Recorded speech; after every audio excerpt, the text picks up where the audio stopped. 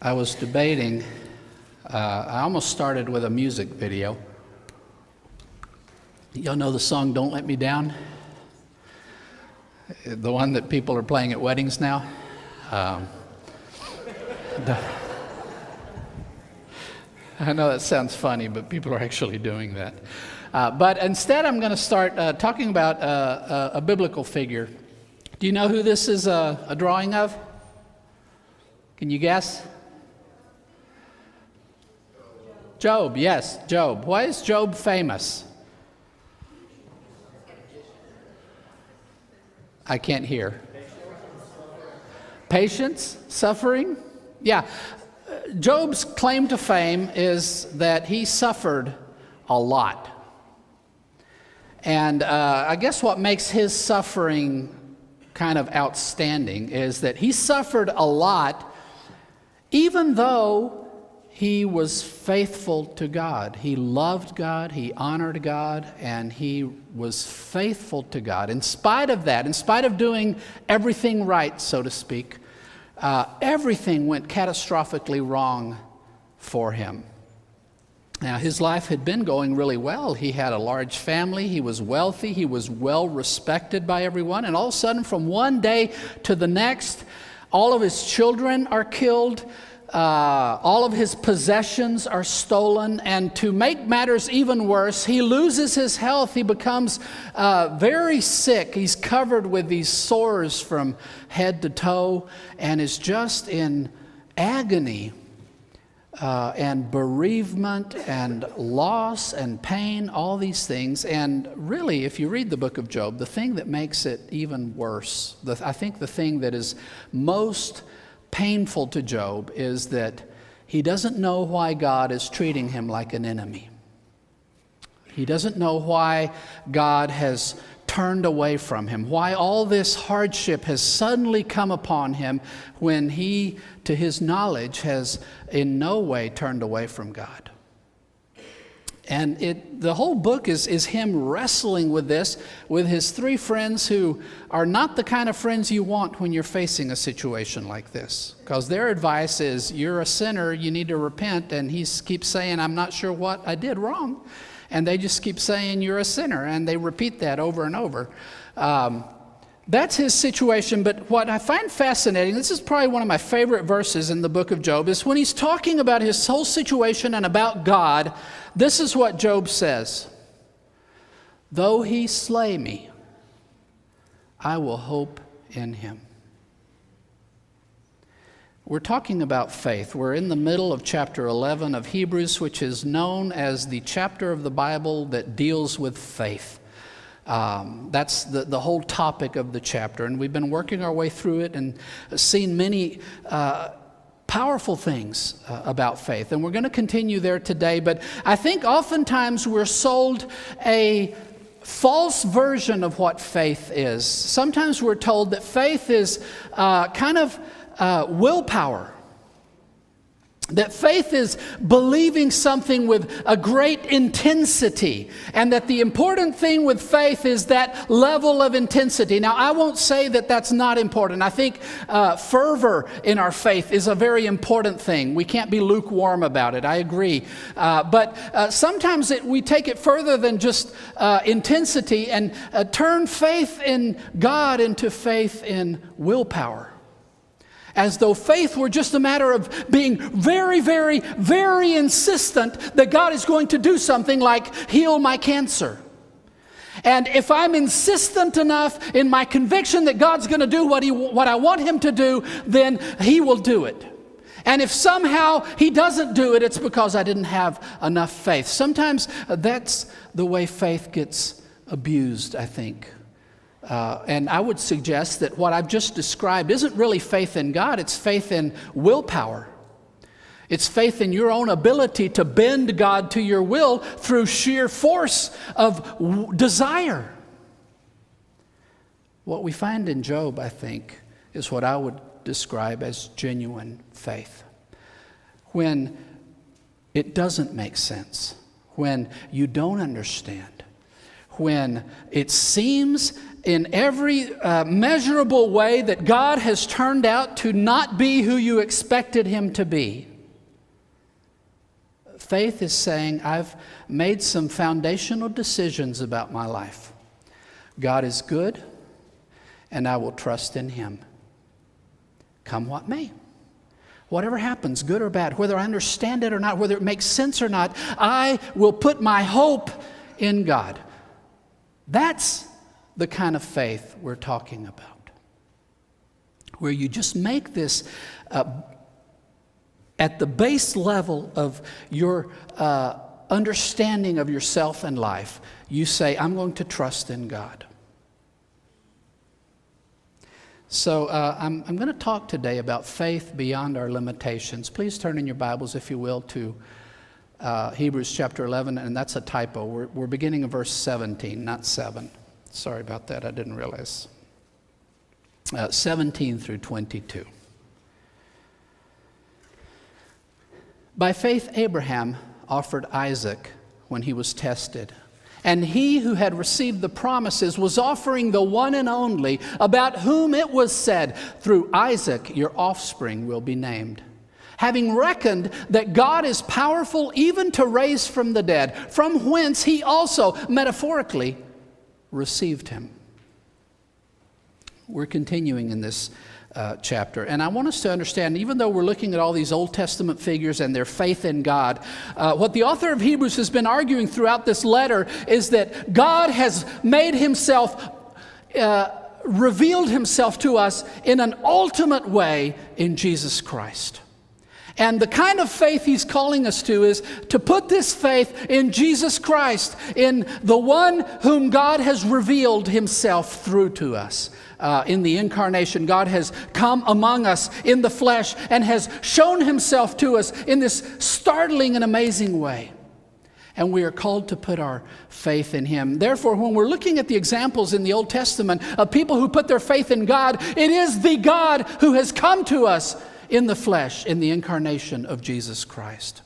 So we're talking about putting our faith in Jesus Christ, and we're comparing other people who did the same in the past. And Abraham is a demonstration of faith. We've already looked at another example, how Abraham's faith led him to take off on this journey and discover the reality that when we set our heart in God, we are taken beyond this mortal life. And we are connected to the promises of God that speak far beyond the confines of the limited years we're going to live here, so that we can live our whole lives in expectation of something greater and in a present experience of the foretaste of the glory that is coming. And we can live our lives as sojourners through this world. We talked about that with Abraham, but there's more to say about Abraham and faith. Not just this sojourning that he entered into because of his faith in God, but also let's look at the moment that defines Abraham as the father of the faith. The moment when his faith was really put to the test. Now we know the story, and if not, I'll review it very quickly. Abraham was 75 years old when God first called him and said, leave your home and go to a place that I will tell you, and he did that. And then God said, Abraham, I am going to bless you and multiply you greatly, and you will have an innumerable amount of descendants. And through your descendant, I will bless all the families of the earth. God made this promise to Abraham when he was 75 years old. He kept waiting and waiting, and he and Sarah were still not able to have a kid. Sarah got impatient, said, here, take my servant girl, and she will be your concubine, she will bear you a child, and that way your name will be carried forward. And he did that, and Hagar bore Ishmael.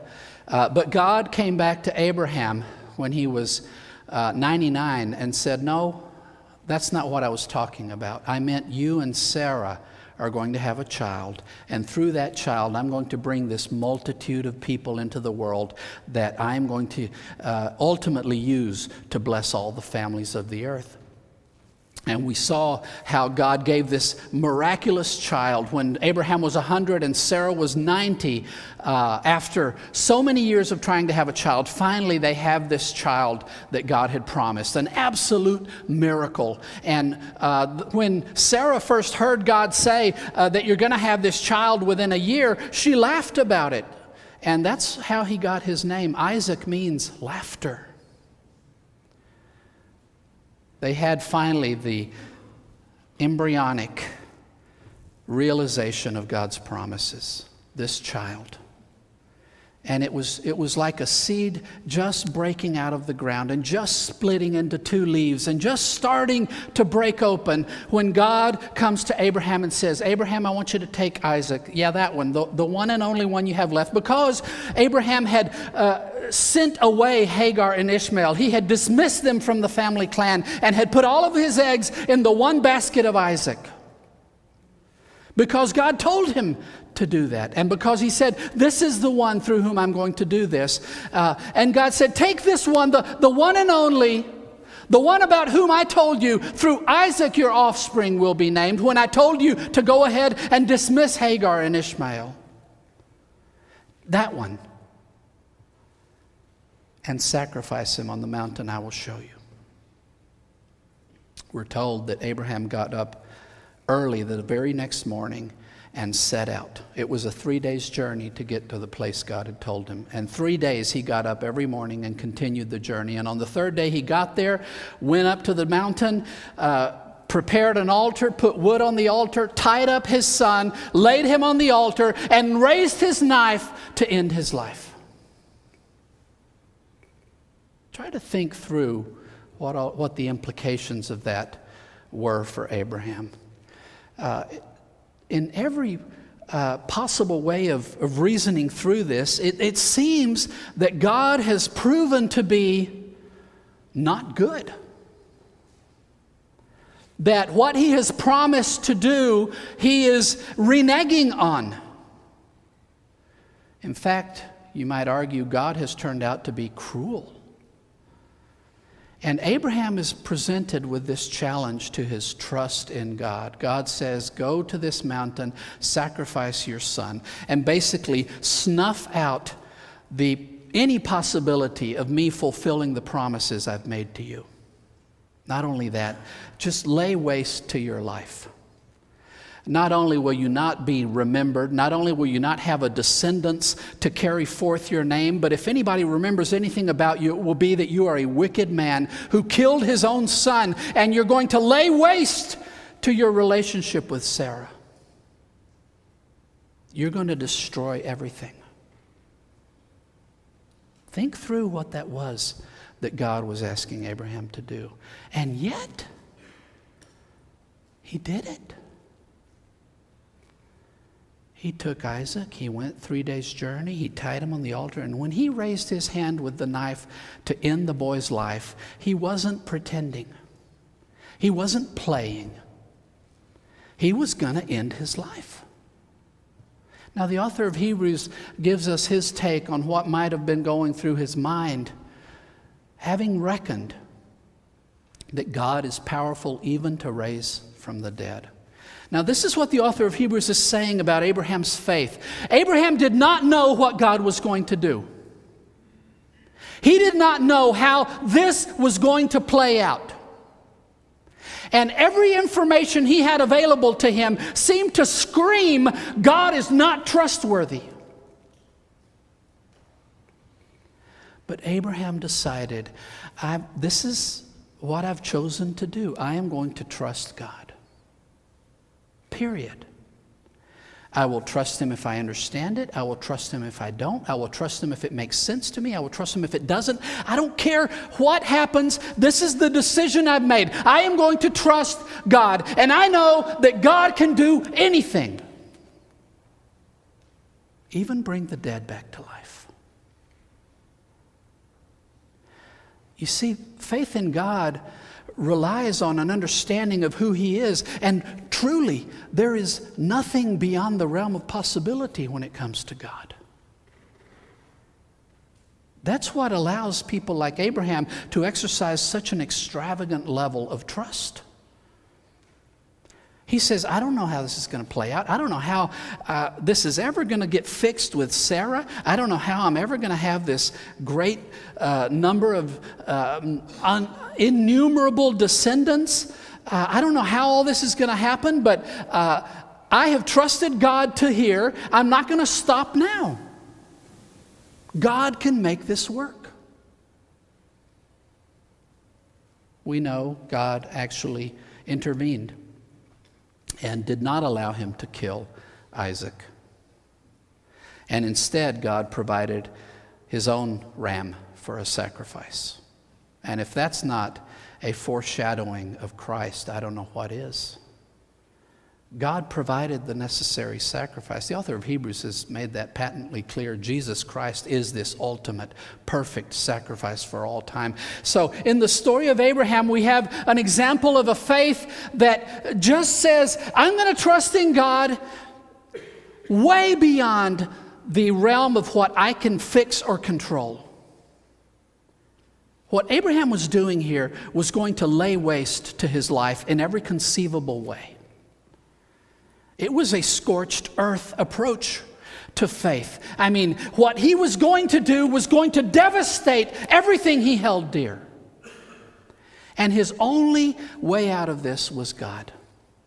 The only one who could fix this, the only one who could repair this, the only one who could make it work was God. But you see, Abraham, I think, knew going into this test that the thing he was being asked to offer up, he wouldn't have had anyway without God.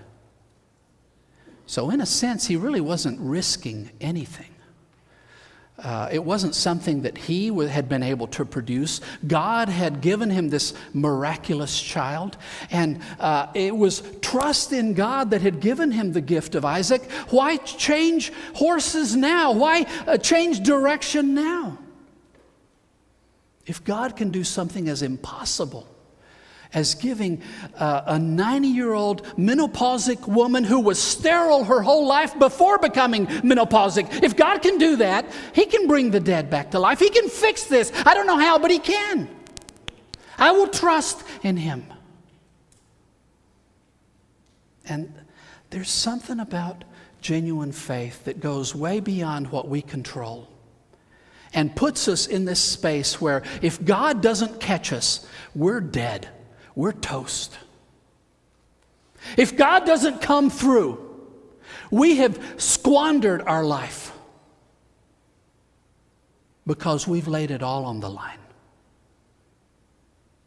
Now, what the author of Hebrews is trying to help us to recognize is that God is the only person you are ever going to find who is worthy of that level of trust.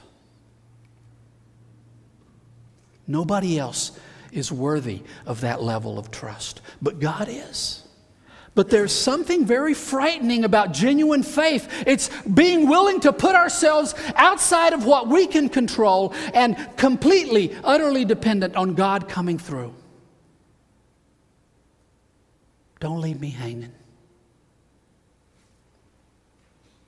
You might think that this experience soured Isaac to faith. Wouldn't you think? I'm not a psychologist or a psychiatrist, not even a counselor. But I have to think that your dad tying you up and raising a knife to kill you has to have some kind of impact on your relationship moving forward, doesn't it? Even if God stops him.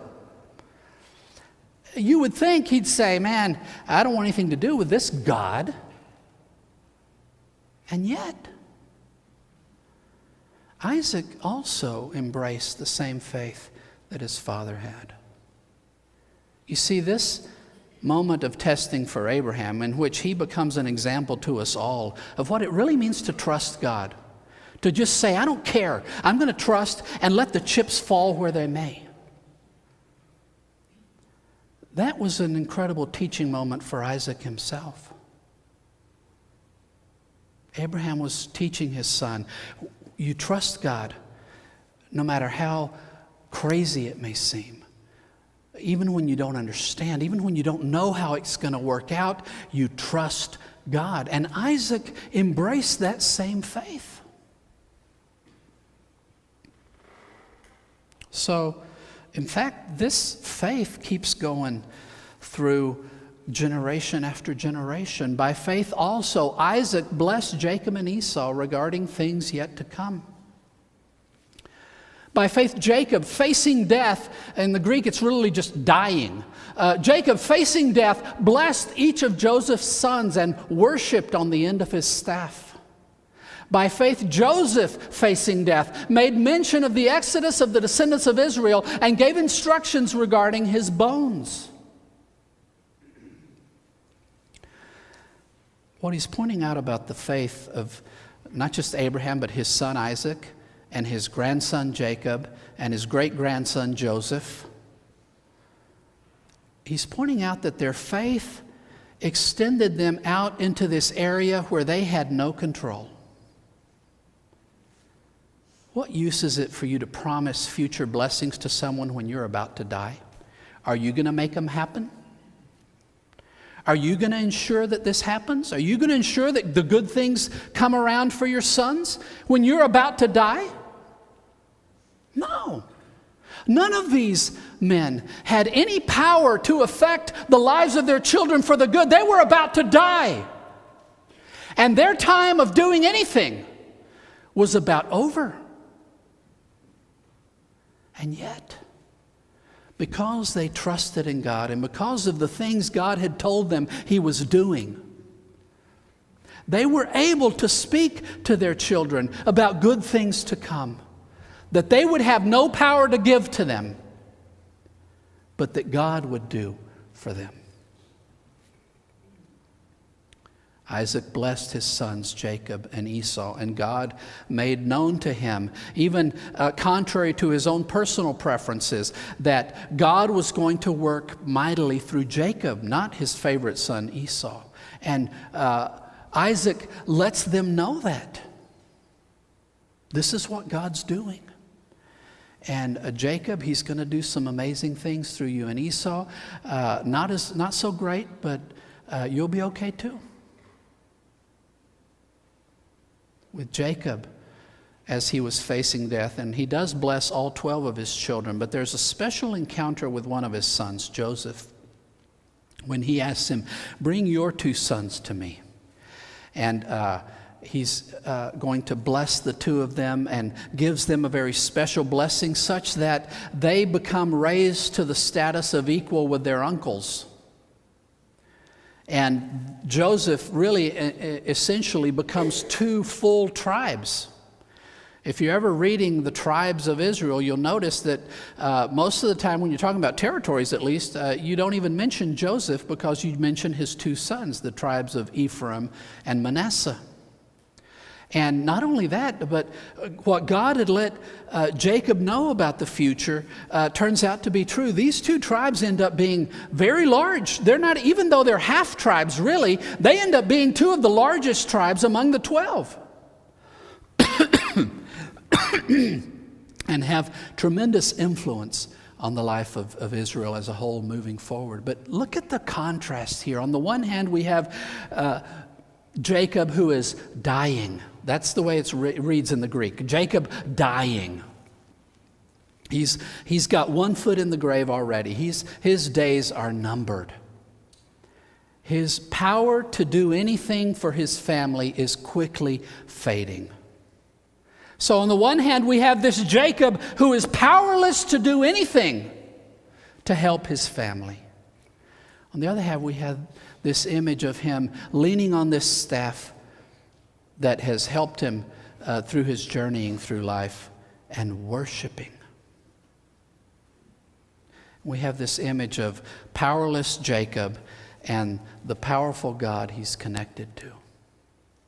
And Jacob's life could only be described as a hard life.